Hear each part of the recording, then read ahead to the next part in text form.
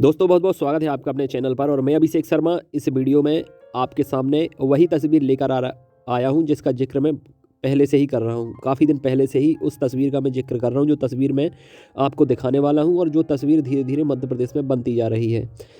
किसी ने सच ही कहा है कि देर भली दुर्घटना से, लेकिन किसी को जल्दबाजी करनी है तो दुर्घटना तो होनी ही है, इसमें तो कोई दो राय है नहीं।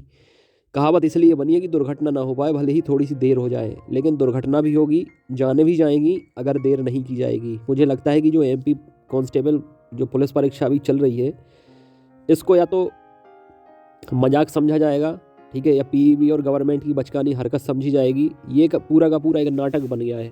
अभी आप यहाँ देखें, नई दुनिया की ये न्यूज़ है मध्य प्रदेश भोपाल की, 7 जनवरी शुक्रवार की है कि भोपाल में इसी तेज़ी से बढ़ते रहे कोरोना मरीज तो अगले हफ्ते से वीकेंड पर लग सकता है लॉकडाउन। ये आपको पता ही होगा कि दिल्ली में, मुंबई में लगभग सैटरडे संडे अब ऑफ होगा, वीकेंड जो है कर्फ्यू लगेगा, वीकेंड लॉकडाउन लगेगा और चीज़ें यहीं से शुरू होती हैं। इस बार मैं पहले भी बोल चुका हूँ कि महीनों का लॉकडाउन नहीं लगेगा, लेकिन नौबत ज़रूर आएगी लॉकडाउन लगाने वाली। अब वो चाहे वीकेंड का लॉकडाउन हो, चाहे 1 हफ्ते का हो, 10 दिन का हो, 15 दिन का हो। आप लोगों ने समझने में गलती कर दी। एग्ज़ाम एनालिसिस एक्सपर्ट, मतलब एग्ज़ाम एनालिसिस था पहले, लेकिन एक्सपर्ट खुद को प्रूव करने के बाद ही लिखा है मैंने। अब जितने लोग ये सोच लेते हैं कि एडमिट कार्ड आने के बाद मैं हार गया, ठीक है, या 8 तारीख से पेपर आपके होने लगे तो मैं हार गया, मैं आखिरी दम तक, आखिरी सांस तक और आखिरी दिन तक हारने वाला इंसान नहीं हूँ। मेरे साथ कोई रहे ना रहे, हालांकि पहले मैं अकेला था, लेकिन अब तो आधी फौज मेरे साथ आ गई है। आधे से ज़्यादा कैंडिडेट एब्सेंट हो रहे हैं और जितने जा रहे हैं उनमें से भी कुछ अनमने होकर जा रहे हैं, उनका मन ही नहीं है जाने का।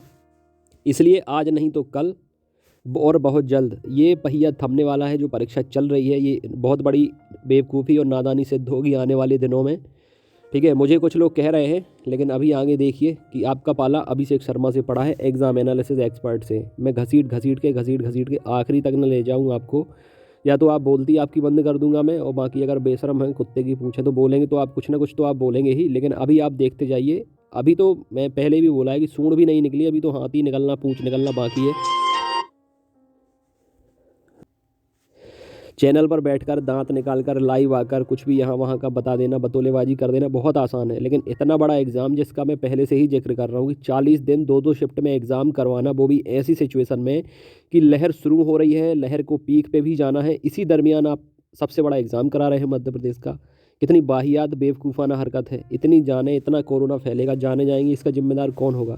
इस चैनल के माध्यम से मैं कह देना चाहता हूं, अगर किसी भी एस्पिरेंट्स की या उसके परिवार के किसी भी सदस्य की दुखद मौत होती है कोविड-19 के द्वारा, मुझे इन्फॉर्म ज़रूर करें। उसका जिम्मेदार मैं बताऊंगा कि कौन कौन है, और उनसे हर्जाना भी भुगतेंगे और उन पर ब्लेम भी करेंगे। जितने लोग अभी आप लोगों को बहला फुसला रहे हैं या भड़का रहे हैं, या मतलब ऐसे आपको पुशअप कर रहे हैं नादानियाँ करने के लिए, जहाँ एक तरफ डिंडोरा पीटा जाता है, सावधानी बरतें, ज़रूरी ना होने पर घर से ना निकलें, सोशल डिस्टेंसिंग का पालन करें। ऐसे में कहाँ पे कुछ हो पाता है, मुझे बताइए आप। यहाँ सेंटर पर सुनसान पड़े हुए हैं, एब्सेंट हो रहे हैं, जान का इतना खतरा है। चैनल पर बैठकर कुछ भी कह देना बहुत आसान होता है, लेकिन ज़मीनी हकीकत, गाँव-गाँव से बच्चे जा रहे हैं लेकिन जा नहीं पा रहे हैं, घर वाले जाने ही नहीं दे रहे। इतना खौफ बैठा है लोगों के अंदर 2 लहरों का, लेकिन लोग मुंह उठाकर बोल रहे हैं कि एग्ज़ाम कराओ, एग्ज़ाम कराओ। एग्ज़ाम कराना कितना बड़ा जोखिम भरा काम है, ये कोर्ट को तो पता चल गया। मैं पहले भी बोल चुका हूँ कि पीईबी अगर जल्द से जल्द एग्ज़ाम नहीं रोकता है तो कोर्ट के पास हम जाएंगे, ठीक है। कोर्ट का जो ध्यान है वो इस पर लगाएंगे कि यहाँ पर क्या चल रहा है। अगर कोर्ट अपने ग्रुप 4 के केवल और केवल इंटरव्यू स्थगित कर सकते हैं अनिश्चितकालीन के लिए, ठीक है, आगामी आदेश तक अगर केवल और केवल इंटरव्यू स्थगित कर सकते हैं, तो ये पीईबी के द्वारा जो एग्ज़ाम लिया जा रहा है इतना बड़ा, इसको क्यों नहीं रोका जा सकता। मैंने बोला था कि अभी हम अपनी कोशिश करेंगे, अगर पीईबी एग्ज़ाम रोक देता है जल्द से जल्द तो अच्छी बात है।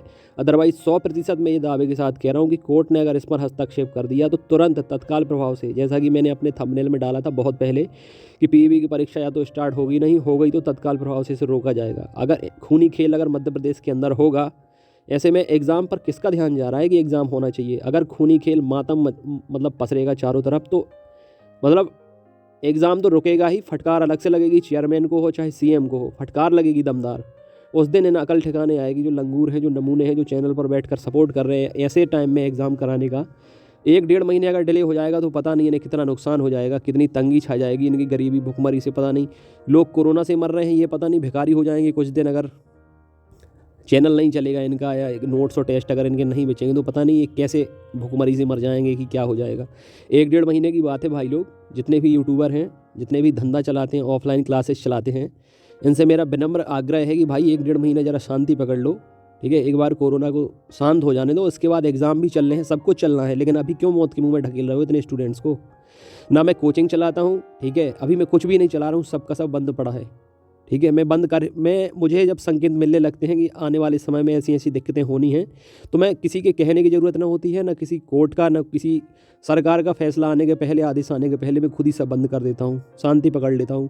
मेरी वजह से एक भी जान जाए, इसका पश्चाताप मैं ज़िंदगी भर नहीं कर सकता। और आप लोग तो मौत के मुंह में हज़ारों लाखों स्टूडेंट को धकेल रहे हैं, पुशअप कर रहे हैं उन्हें, और ये भी कह देते हैं आखिर में कि आप जिम्मेदार नहीं होंगे। मतलब धक्का भी आप सबको दे रहे हैं और आखिर में कह रहे हैं मैं तो कहता हूँ कि आप ही सब जिम्मेदार होगी अगर एक भी स्टूडेंट की जान जाती है तो। मुझे मैसेज करना अगर आपके परिवार में या आपके यहाँ किसी की भी मृत्यु होती है, एग्ज़ाम सेंटर के बाद कोई संक्रमित होता है, तो मुझे बताना। इनका सबका जो पर्दाफाश करेंगे और ये किस तरीके से अपनी जिम्मेदारियों से भागेंगे। अभी कह रहे हैं कि एग्ज़ाम हो, अभी इन्हें किसी की उससे कोई फ़र्क नहीं पड़ता, और बाद में जब कुछ किसी को हो जाएगा तो फिर बताएंगे कि ये लोग क्या बेवकूफ़ाना हरकत कर रहे हैं। बड़े तो बहुत हैं, कहने के लिए बहुत बड़ा बड़ा बताते हैं, लेकिन अकल दो पैसे की, दो कोड़े की, एक बच्चे बराबर नहीं है। कोरोना के नाम से तो बच्चे भी डरते हैं, उनसे रात को बोल दो बेटा कोरोना आ रहा है तो डर जाते हैं। लेकिन होता वही है ना कि जब खुद पर नहीं आती तब तक अकल ठिकाने नहीं आती है। एक बार हॉस्पिटल घुमाना जहाँ कोविड केयर सेंटर बने होते हैं, वहाँ पैरों के नीचे ज़मीन खिसक जाएगी। जितने डायलॉगबाजी करते हैं ना चैनल पर बैठकर, ये डायलॉग यहीं से दे सकते हो आप। कभी चले जाना जहाँ कोविड केयर सेंटर बना होता है, अंदर घुसने से डर लगेगा, और फिर जब लाशें देखोगे तो हालत ख़राब हो जाएगी आपकी। इसलिए इस वीडियो में इतना ही। बहुत जल्द लॉकडाउन लगने जैसी स्थिति बन रही है मध्य प्रदेश के अंदर, और कोई अचंभा नहीं होगा अगर वीकेंड का लॉकडाउन आप सुन लें।